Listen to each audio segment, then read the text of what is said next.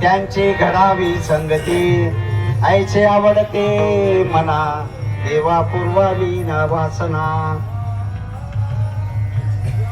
प्रस्तुत प्रसंगी सेवेसाठी घेतलेला अभंग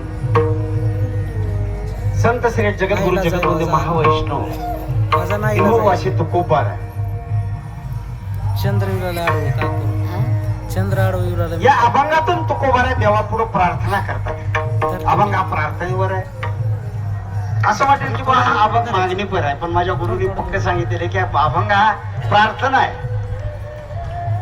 मस्त स्टिक घेतात ते सगळं. या अभंगातून तुकोबारा देवापुढे अशा प्रकारची प्रार्थना करतात. माय बाबा तुम्ही आम्ही प्रार्थना करतोय देवापुढे मागणं मागतोय, पण मागण्यामध्ये फरक आहे. हा मागण्यामध्ये फरक आहे. देवाला मागावं काय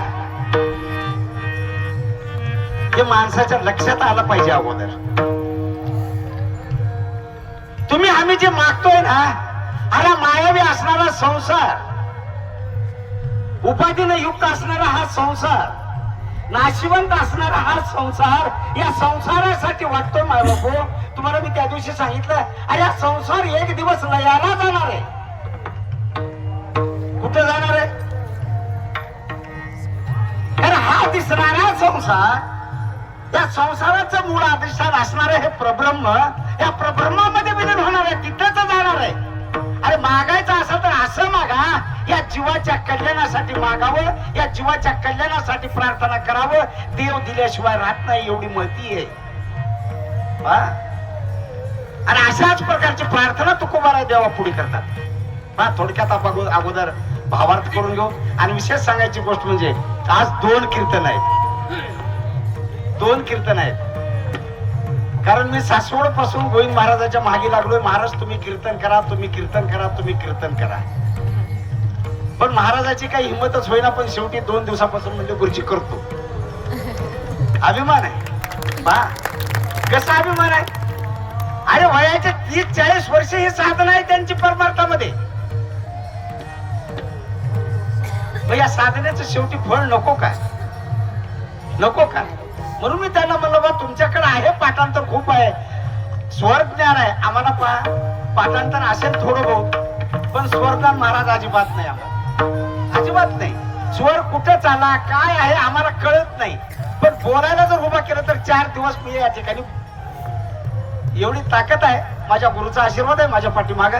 पहा मी फक्त आता इथून 1 तासामध्ये 1-1.5 तासामध्ये तुमच्या पुढे चिंतन मांडण्याचा प्रयत्न करतो. ऐका, थोडक्यात भावार्थ करून घेऊ. तुकोबारा जेव्हा पुढे प्रार्थना करतात, काय प्रार्थना करतात? कारण माणसाच्या जीवनाचं भलं नेमकं कशात आहे हे माणसाला अगोदर कळायला पाहिजे. आणि ज्या वेळेस आपल्या जीवनाचं भलं, आपल्या जीवाचं भलं हे कळल्यानंतर अशा प्रकारचं काही दुसरं देवापुढं माणूस मागत नाही. कशात भलं? तुमचा आमचा गैरसमज आहे. अरे भौतिक सुविधेची उपलब्धता झाली. घर दार, बायका, लेकरं, गाडी, बंगला, पैसा, अडका, सेवक, चाकर, नोकर, अरे सौरभ मिळालं, पंचपक्वान्न खायला मिळाले. म्हणून माय बाप हो तुमच्या हे जीवनाचं भलं नाहीये. हे जीवनाचं भलं नाहीये. कारण माणसाच्या जीवनाचं भलं त्याच्या प्राप्तीमध्ये आहे. तुकोबारायनं अतिशय चाणाक्षपणानं, अतिशय चतुरपणानं देवापुढे प्रार्थना केलेली आहे. माणसाच्या जीवनाचं भलं कुठे? त्याच्या प्राप्तीमध्ये आहे. मनुष्याचा देह का झाला, मनुष्य निर्माण का झाला? कारण त्याच्या प्राप्तीसाठी झाला. माय बापू एक लक्षात ठेवा, अरे आपण जन्मलो कशासाठी? या निसर्गाच्या पाण्याला माहित आहे माय बापू कुठून आलो, कुठं जायचे. कुठून आले? पावसाचं पाणी कुठून येत? बोलत चला कुठून येत? आम्हाला बरोबर आहे नाही. पावसाचं पाणी त्या समुद्राला विशिष्ट असं तापमान मिळाल्यानंतर पावसाचं पाण्याचं व्यापरेशन म्हणजे वाफ निर्माण होते. आणि त्या वाफेचं रूपांतर वर गेल्यानंतर ते ढगामध्ये निर्माण होतं. हवेच्या जोताने ते वाहत वाहत पुढे येतं. आणि आल्यानंतर विशिष्ट तापमान त्या ढगाला मिळाल्यानंतर ते पाणी या जमिनीवर पडतं. बरोबर आहे? आणि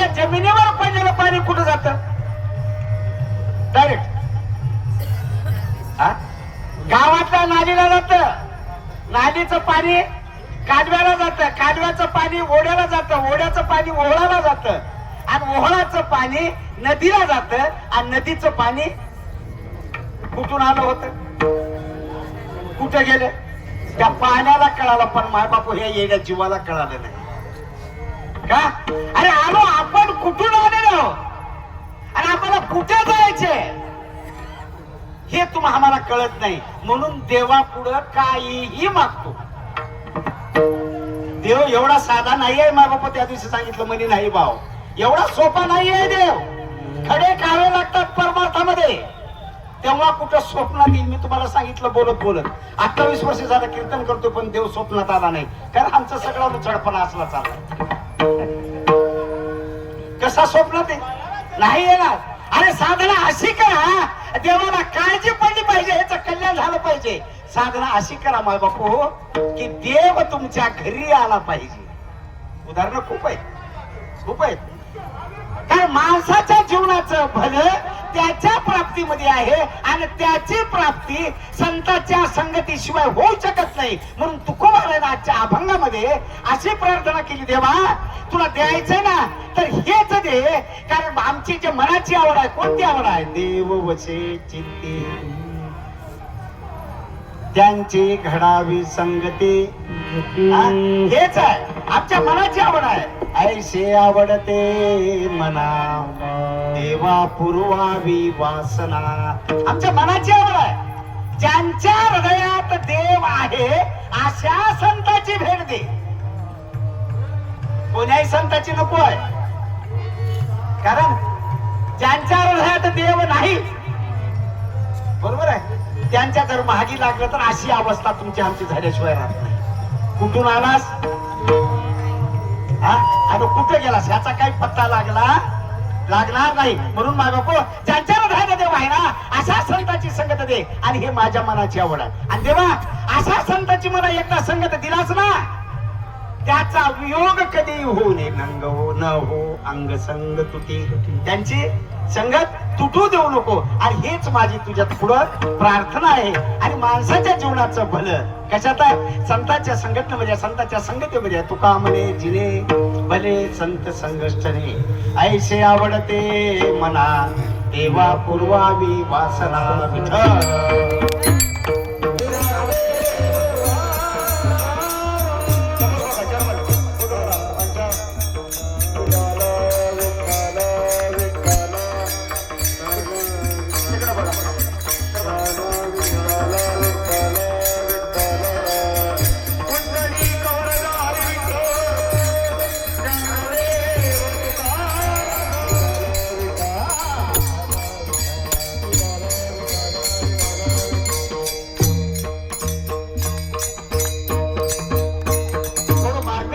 तुमच्या पुढे मांडणार आहे. मी तेवढं अभंगावर जास्त बोलणार आहे. पुढे प्रार्थना करतात पहा. आता तुम्ही म्हणता मागणं आहे, पण मागण्यामध्ये आणि प्रार्थनेमध्ये थोडा फरक आहे. तुम्हाला शास्त्राचा विचार सांगतो थोडा, आहे का? मागण्यामध्ये आणि प्रार्थनेमध्ये फरक आहे. कसं? शास्त्र सांगतं प्रकृष्टे अर्थना नाम प्रार्थना. काय म्हणलं आहे? प्रकृष्ट अर्थना नाम प्रार्थना. प्रार्थना कशाला म्हणायची? की श्रेष्ठाकडे श्रेष्ठ वस्तूची केली मागणी, नाम प्रार्थना. बरोबर आहे? मग तुकोबाराय या ठिकाणी प्रार्थना करतात. तुकोबाराय कोण आहेत? श्रेष्ठ आहे. मागणं काय आहे? संसाराचं आहे का? नाही, जीवाच्या कल्याणाचं आहे. मागणंही श्रेष्ठ आहे. आणि कोणाकडे मागतात, कोणाकडे प्रार्थना करतात? कारण अखिल कोटी त्रिलोक्याचा मालक असणारा भगवान परमात्मा पंडिराज त्यांच्याकडे हे अशा प्रकारची प्रार्थना करतात पहा. म्हणून ह्याला प्रार्थना म्हणायचं. काय मागणं केलेलं, काय प्रार्थना केलेली आहे? की देवा मला अशा संतांची संगत दे. शास्त्र सांगतं, आमच्या तुकोबारायने सांगितलं की आमचं शास्त्र सांगतं किंवा आमच्या वडिलाची परंपरा आहे, वडिलाची रीत जाणं तसे काही ना मागणे आम्हा अनुचित काय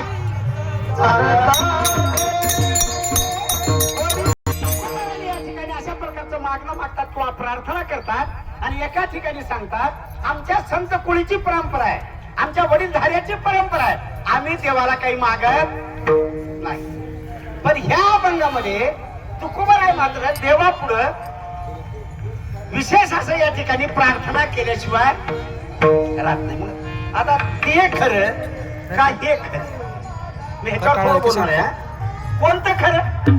कारण तुकोबारायचा अभंग काय सांगितलेलं आहे, देवा मला अशा संतांची संगत दे की ज्यांच्या हृदयात देव आहे. बरोबर आहे? एका ठिकाणी ते म्हणतात आणि एका ठिकाणी सांगतात की आम्हाला मागायचं नाही, कारण वडिलाची रीत झालं तशी. आमच्या संत कुळीची परंपरा आहे, आमच्या वडिलाची परंपरा आहे. आम्ही आतापर्यंत देवाला काहीही मागितलं काही न मागे कोणाशी, आणि तोची आवडे देवाला काही मागत नाही आणि तोच देव त्यात म्हणजे त्यालाच देव आवडतो किंवा देवाला तो आवडतो. बरोबर आहे? पण आपण मागल्याशिवाय मग आपण आवड देव की ना आवडते? खरं सांगा बरं, या वारीमध्ये कोणता कोणता नवस करून आला? हौशे नवशे गवशे साधं काय नाही असं म्हणायचं नाही. मला सगळ्यावर आरोप करायचा नाही, ब्लेम करायचं नाही कोणावर मला. पण हौशे नवशे गवशे. पण एक लक्षात ठेवा माय बापू, तुकोबारायने सांगितलं की मागायचं नाही आणि मागितल्याशिवाय राहत नाही. मग हा दोष आहे, शास्त्रामध्ये दोष सांगितलेला. हा कोणता दोष आहे पहा, वदतो व्याधात दोष म्हणलं जातं. शास्त्र काय सांगतात, अशा बोलण्याला वदतो व्याधात दोष म्हणलं जातं. म्हणजे काय, स्वतःच बोलणं, स्वतःच्याच बोलण्याहून खोट ठरवणं, याला काय म्हणतात शास्त्रामध्ये वदतो व्याधात दोष म्हणलं जातं. वदतो व्याधाचा दोषाला अनुसरून तुकोबाराय या ठिकाणी म्हणतात. पहा म्हणजे तुम्हाला थोडं एक सुभाषित खूप छान आहे, तुमच्या पुढे मांडतोय मी. दोन मित्र होते, दोन मित्र. पहिली ते 5वी पर्यंत गावामध्ये खेडेगावामध्ये शिक्षण झालं आणि झाल्यानंतर दोघांची ताटातूट झाली आणि ते एकदम 50-60 वर्षी भेटले. किती वर्षी? म्हणजे 50 ते 60 वर्षी त्यांनी भेटले. भेटल्यानंतर दोघांची नजरानजर झाली. त्याला वाटलं मी त्याला कुठेतरी पाहिलं आणि त्याला वाटले त्याला कुठेतरी, पण कोणाची हिंमत झाली नाही. पण एकाने हिंमत केलं, बाबा तू कोण आहेस, तुझ्या वडिलाचं नाव काय, तुझ्या आईचं नाव काय, तुझ्या आजोबाचं नाव काय, असं विचारलं. विचारल्यानंतर त्याने सांगितलं, काय सांगते बघा आता समोरचं, मम मुखे मचिवा नासते, मम पिता ब्रह्मचारी मम माता वैधव्यम पितृहीनस्य पितामह. काय सांगितलं? बाबा तू माझं नाव विचारतोस ना, पहिला प्रथम माझ्या तोंडामध्ये जीवच नाही आणि मला बोलता येत. कोण म्हणते? पहिलं नाही, समोरच. आणि तू माझं नाव विचारतोस, माझ्या वडिलाचं नाव विचारतोस, आणि माझ्या वडिलाला लेकरूच नाही, पुत्रहीनस्य, आपलं काय मम माता वैधव्य, पितृहीनस्य पितामह. काय सांगितलेलं आहे? मम मुखे मचिवा नासते, मम पिता ब्रह्मचारीच, माझे वडील ब्रह्मचारी आहे, माझे वडील ब्रह्मचारी आहे. आणि आई जर म्हणत असेल माझी आई वांज होती, माझ्या आईला लेकरू बाळच नव्हतं. आणि आजोबाचा जर विचार करत असशील ना, पुत्रहीनस्य पितामह, माझ्या आजोबाला लेकरूच नव्हतं. त्याचा बाप कुठून आला आणि हे न कुठून आला, समोरच्याला ओळख करून देतोय या न्यायानं. म्हणजे ह्याला काय म्हणायचं शास्त्रामध्ये, वदतो व्याधात दोष म्हणायचं. स्वतःच बोलणं, स्वतःच्याच बोलण्याहून खरं खोटं ठरवणं, याला शास्त्रामध्ये वदतो व्याधात दोष म्हणलं जातं. आणि वदतो व्याधात दोषाच्याला अनुसरून तुकोबाराय देवा पुढे प्रार्थना करतात. काय प्रार्थना करतात, काय मागणं मागतात? अभंगाच्या पहिल्या चरणात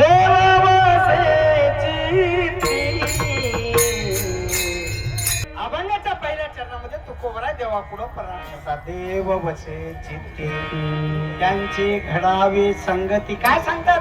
ज्यांच्या हृदयात देव आहे अशा संताची संगत मला दे. पहा, एवढ्याच एका विषयावर बोलतो मी. पण तुकोबाराला प्रार्थना केलेली आहे. या ठिकाणी तुकोबारा म्हणतात संताची संगत दे.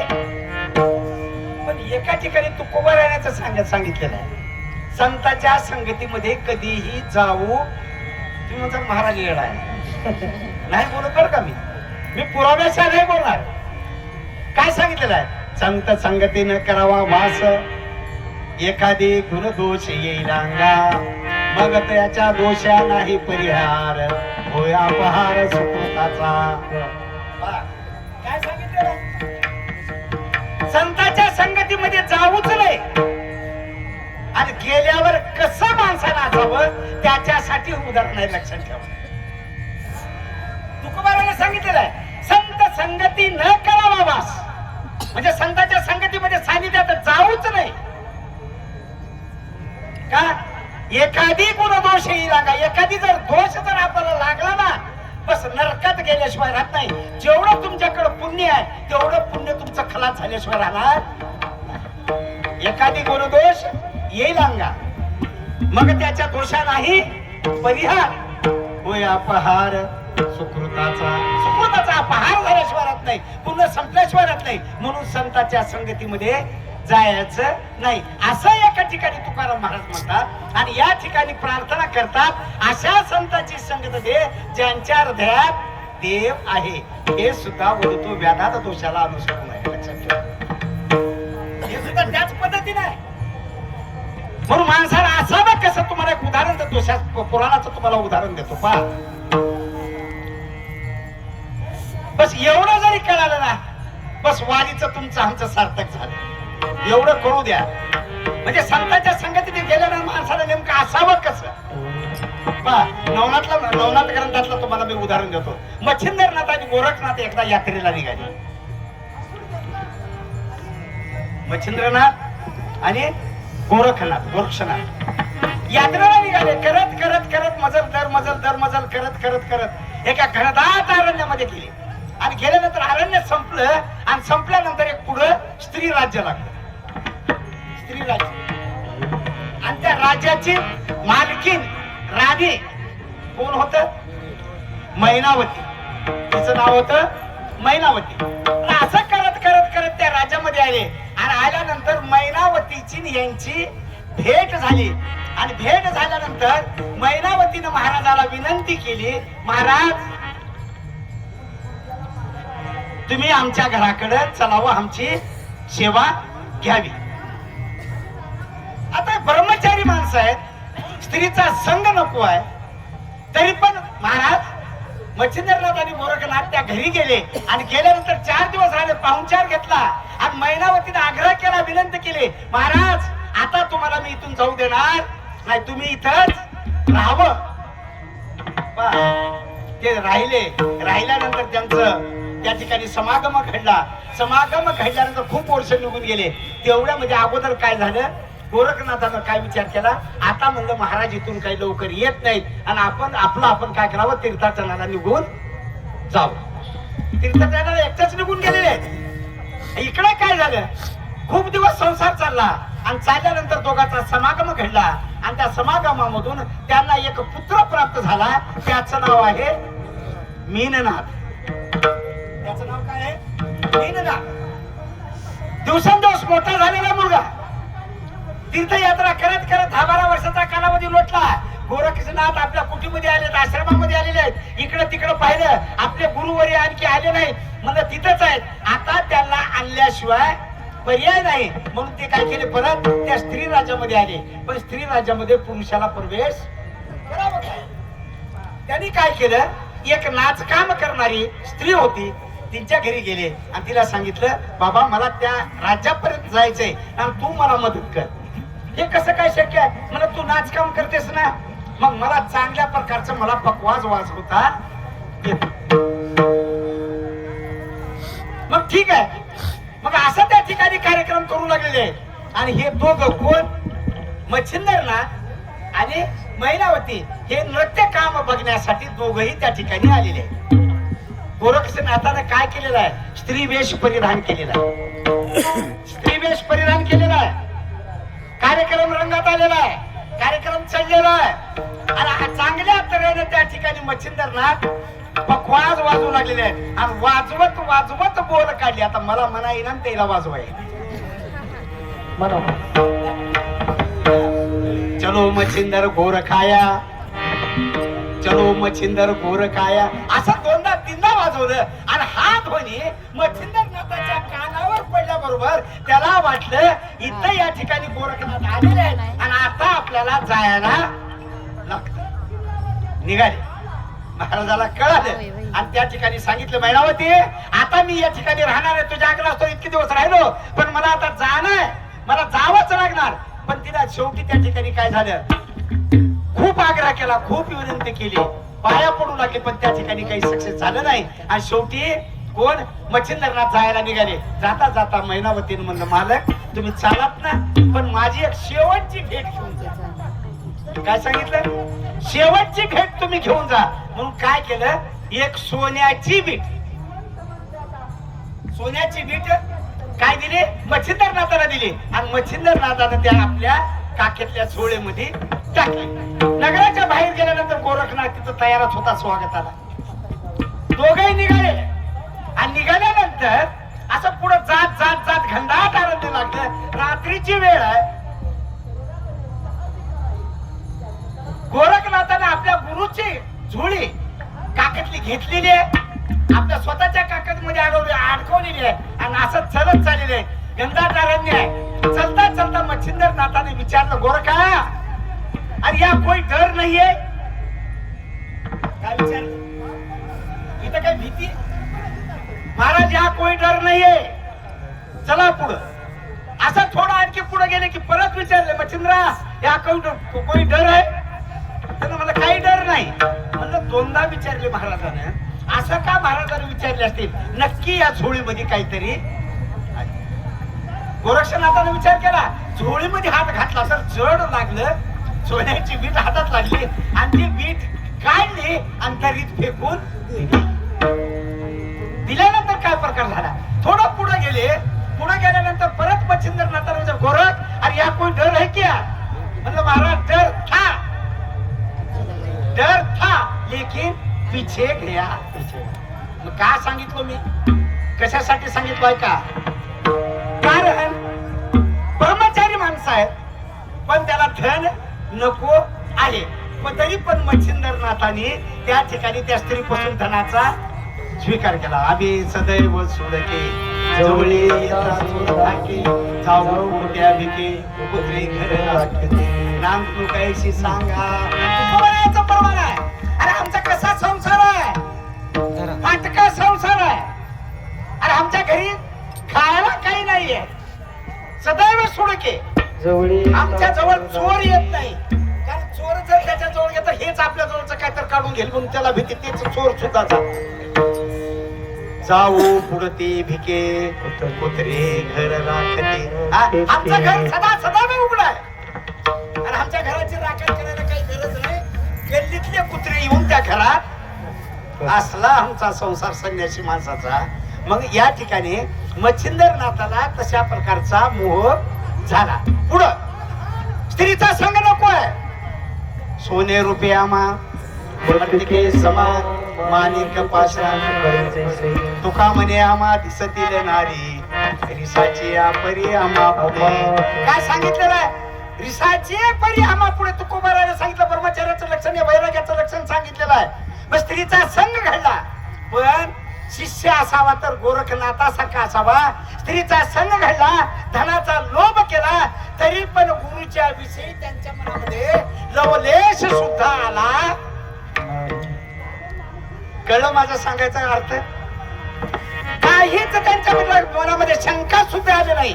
आणि अशी जर शंका जर केली, असं जर शंका केलं म्हणलं तो काय महाराज आहे का हो, तो काही असा म्हणजे वैरागी आहे का हो, कशाला गाडी पाहिजे, कशाला पाहिजे असं म्हणलं की बस त्याचं पतन झाल्याशिवाय राहत नाही. आणि अशा व्यक्तीनं संतांच्या संगतीमध्ये जाऊच नाही. संतासामध्ये संगतीमध्ये जायचं असेल ना तर कोणासारखं जावं लागतं, त्या गोरखनाथासारखं जावं लागतं. कसल्याच प्रकारचे नाही. गुणदोष म्हणा ना आणि काय गुणदोष मनामध्ये आणत नाही. अनेकाचे काने गुणदोष मनान आले.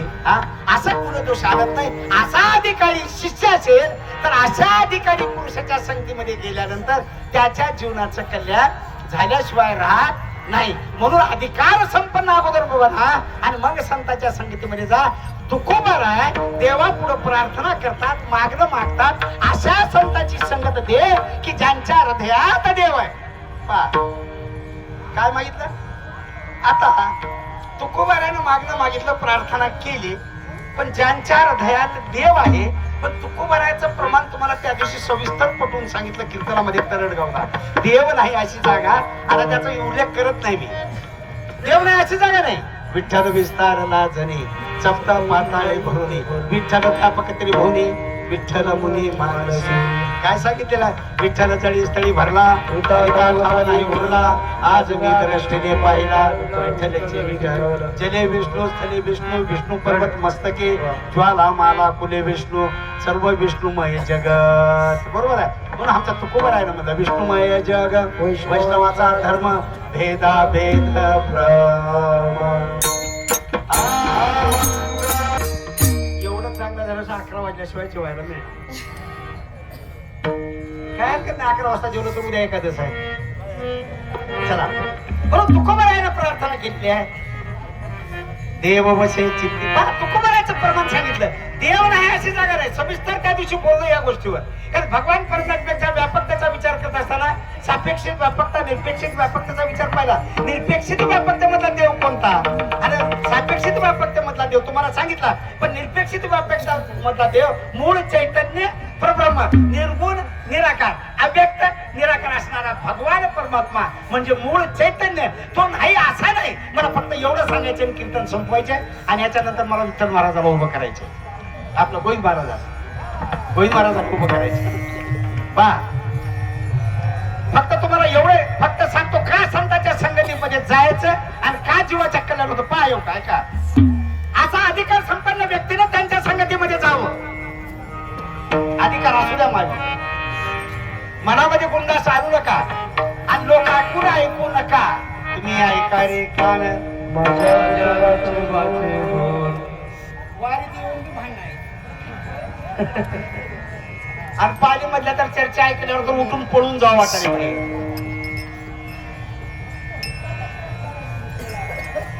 आला कुठं? कशाला? लेकराला सुनाला जड झाला हाकडून दिले, म्हणून मी त्याच्यातलाच तुमच्यातलाच आहोत. म्हणलं तुम्ही गपचूप बसला गेला, तुम्ही जा म्हणला आता 15-20 दिवस तुमचं तिकडच मोड. असं नाही ना. वारीला आलात माय बापू. वारी म्हणजे हे करमुनिकेचं साधन नाही किंवा दिवस घालण्याचं साधन नाही. वारी वारी वारी ते जन्म मरणाचे. जन्म मरण चुकवायचंय त्याला म्हणायचं वारी. वारीचं खूप महत्व सांगितले, पण दुसरं वेगळ्या दृष्टिकोनातून सांगितले त्यांनी. जन्म मरणाचा फेरा चुकला. किती वाऱ्या करत आलो आतापर्यंत? 84 लक्ष एवढी फिरत आलोय.